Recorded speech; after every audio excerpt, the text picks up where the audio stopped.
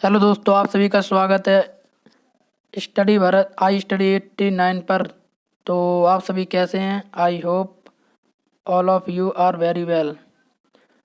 तो जैसा कि आप सभी को पता है, बीएससी के जो एग्ज़ाम हैं वो आपके 5 मई से स्टार्ट होने वाले हैं। तो आप लोगों के पास सिर्फ 1 महीने का ही टाइम बचा हुआ है। इस महीने में जमकर पढ़ाई कीजिएगा और हो जिसमें और इसमें हम आपकी बहुत मदद कर रहे हैं। ये जो आपका इस वीडियो में हम फिजिक्स का जो सेकेंड पेपर है, सॉलिड स्टेट और न्यूक्लियर फिजिक्स, उसका सेकेंड चैप्टर लेकर आए हैं, जिसका कि नाम है क्रिस्टल डिफ्रैक्शन और रेसिप्रोकल लैटिस। तो इस वीडियो में से आपको 2 से 3 क्वेश्चन देखने को मिल जाएंगे। तो इस वीडियो को बिल्कुल कंसंट्रेट होकर देखिएगा और लास्ट तक देखिएगा। और आपको अगर हमारी मेहनत पसंद आती है और वीडियो का कंटेंट अच्छा लगता है तो यार चैनल को सब्सक्राइब कीजिए, वीडियो को लाइक और शेयर कीजिएगा, ठीक है। तो चलिए देखते हैं, वीडियो को स्टार्ट करते हैं। यहाँ पर आपका है, क्रिस्टलों के द्वारा एक्स किरणों के विवर्तन से 2 निष्कर्ष निकलते हैं। जो आप एक्स रे डिफ्रैक्शन का प्रैक्टिकल हुआ था उससे 2 निष्कर्ष निकलते हैं। पहला निष्कर्ष है कि एक्स किरणें प्रकाश तरंगों की भांति विद्युत चुम्बकीय तरंगें होती हैं, ठीक। सेकेंड निष्कर्ष है आपका, किसी क्रिस्टल के अणु, परमाणु या आयन त्रिमित जालक में एक निश्चित, नियमित तथा आवर्ती क्रम में व्यवस्थित होते हैं। और सेकेंड है आपका, क्रिस्टलों के द्वारा इलेक्ट्रॉनों का विवर्तन के उपयोग से क्रिस्टलीय अभिविन्यास, जालक नियतांक, वाष्पित फिल्मों की संरचना को ज्ञात करने में किया जाता है। आपसे इसका यूज भी पूछ सकता है, तो इसका यूज कहाँ पर एक्सरे डिफ्रैक्शन का किया जाता है? क्रिस्टल का विन्यास जानने के लिए और जालक नियतांक को पता करने के लिए और वाष्पित फिल्मों की संरचना को ज्ञात करने में एक्सरे डिफ्रैक्शन का यूज किया जाता है। नेक्स्ट है आपका तीसरा फैक्ट है, एक्स किरणों का विवर्तन का जो लॉ है वो ये आपका है 2d साइन थीटा बराबर एन लैम्डा। कितना है? 2d sine theta is equals to 2n lambda. इसे हम ब्रैग का समीकरण भी कहते हैं, ठीक है। और जहाँ पर n क्या है, 0 1 2 3 से लेकर आपका कुछ भी हो सकता है 0। बात करते हैं चौथे की, क्रिस्टल केवल एक्स किरणों को ही विवर्तित कर सकते हैं, दृश्य प्रकाश को नहीं। तो यहाँ से देखो, क्रिस्टल किसको विवर्तित कर सकते हैं? एक्स रेज को ही विवर्तित कर सकते हैं। जो आपकी दृश्य प्रकाश तरंगें होती हैं उनको क्रिस्टल विवर्तित नहीं कर सकता है, ठीक है। पांचवा है आपका, ब्रैग यह मानते हैं कि मिलर तल की वास्तविक परावर्तन तल है। जो मिलर प्लेन होता है वही वास्तविक परावर्तन तल होता है, ठीक है।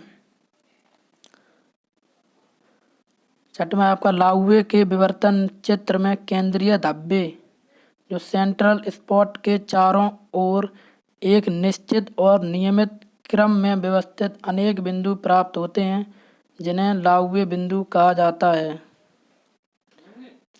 सातवां आपका, लाउवे बिंदुओं की स्थितियां क्रिस्टल की संरचना, क्रिस्टल की सममिति तथा एक्स किरण पुंज के सापेक्ष क्रिस्टल के झुकाव कोण पर निर्भर करती है। तो लाउवे स्पॉट्स की जो स्थितियां हैं, पोजीशंस हैं, किन किन चीज फैक्टर्स पर डिपेंड करती हैं। एक तो आपकी वो डिपेंड करती है क्रिस्टल का स्ट्रक्चर कैसा है, क्रिस्टल की सिमेट्री कैसी है, और एक्स रे के सापेक्ष क्रिस्टल का झुकाव कोण क्या है। इन सभी फैक्टर्स पर डिपेंड करता है लाउवे बिंदुओं की स्थितियां। चलिए आठवां देखते हैं, व्युत्क्रम बिंदु एक त्रिविम जालक की रचना करते हैं, जिन्हें व्युत्क्रम जालक कहते हैं। अर्थात व्युत्क्रम बिंदुओं का समूह ही क्या कहलाता है? व्युत्क्रम जालक।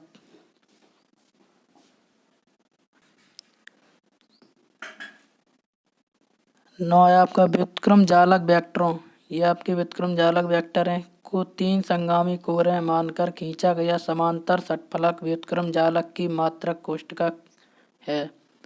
10वां आपका, व्युत्क्रम जालक वेक्टर्स, ये आपको याद रखने हैं, ये डायरेक्टली क्वेश्चंस में आपको देखने को मिल सकते हैं इनमें से एक।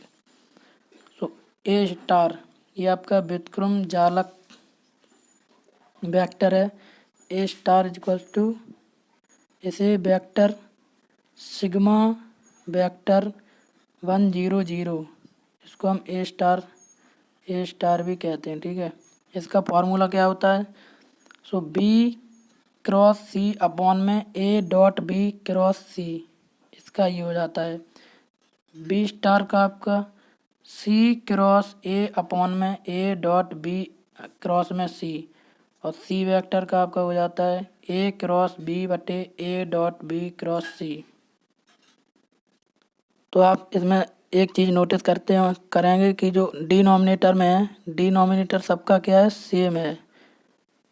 डिनोमिनेटर सबका सेम होगा जो कि ए डॉट बी क्रॉस सी होगा।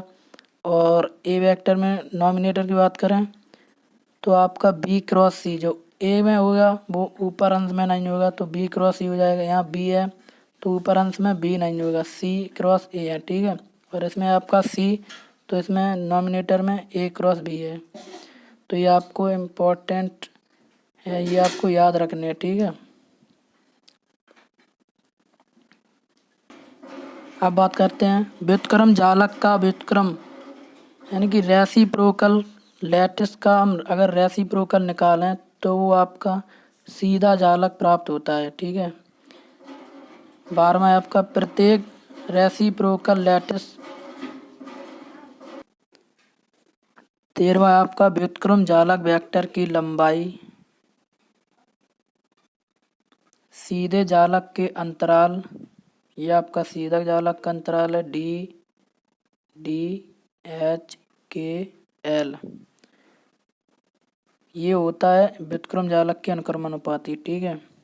तो देखते हैं 14 व्युत्क्रम जालक की मात्रा कोष्ठका का आयतन सीधी जालक की मात्रा कोष्ठका के आयतन के व्युत्क्रमानुपाती होता है।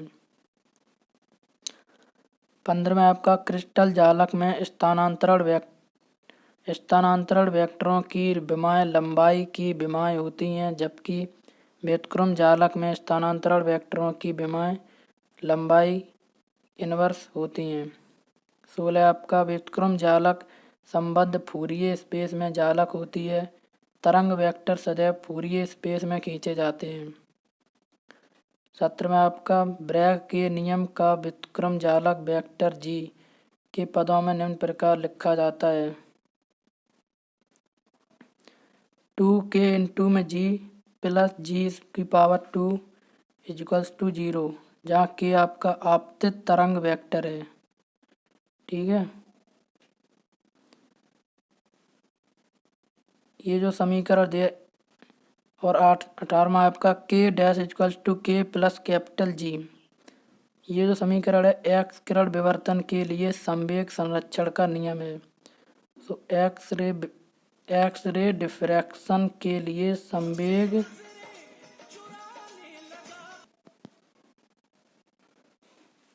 आद्य कोष्ठका प्रिमिटिव सेल वह कोष्ठका है जो दिए गए जालक बिंदु को उसके निकटतम पड़ोसी जालक बिंदुओं से मिलाने वाली रेखाओं पर खींचे गए लंबार्धक तलों के बीच अंतर्विष्ट होती है।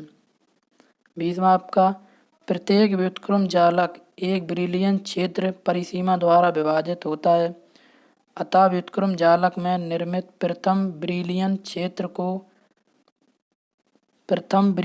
क्षेत्र को समीप्य कोष्ठका कहते हैं, जबकि सीधे जालक में निर्मित ऐसी कोष्ठका विग्नेर सीड्ज कोष्ठका कहलाती है। क्रिस्टल का वह स्पेस जिसमें व्युत्क्रम जालक बनती है फूरिये स्पेस कहलाता है, ठीक है। एफसीसी जालक का प्रथम ब्रिलियन क्षेत्र एक खंडित अष्टफलक होता है। तो एफसीसी जालक का प्रथम ब्रिलियन क्षेत्र कैसा होता है? खंडित अष्टफलक होता है। 24 आपका बीसीसी जालक का प्रथम ब्रिलियन क्षेत्र एक नियमित द्वादश फलक होता है। एससी जालक का प्रथम ब्रिलियन क्षेत्र एक घन के रूप में प्राप्त होता है। 26 आपका परमाणु प्रकीर्णन गुणांक। परमाणु प्रकीर्णन गुणांक का फॉर्मूला क्या परमाणु के द्वारा विकिरण का आयाम अपॉन में एक इलेक्ट्रॉन के द्वारा प्रकीर्णित किरण का आयाम। तो ये थी क्रिस्टल डिफ्रैक्शन और रेसिप्रोकल लैटिस चैप्टर की फुल समरी, और नेक्स्ट वीडियो में हम आपको इसके ऑब्जेक्टिव क्वेश्चंस भी कराएंगे। तो थैंक्स फॉर वॉचिंग, मिलते हैं अगले वीडियो में।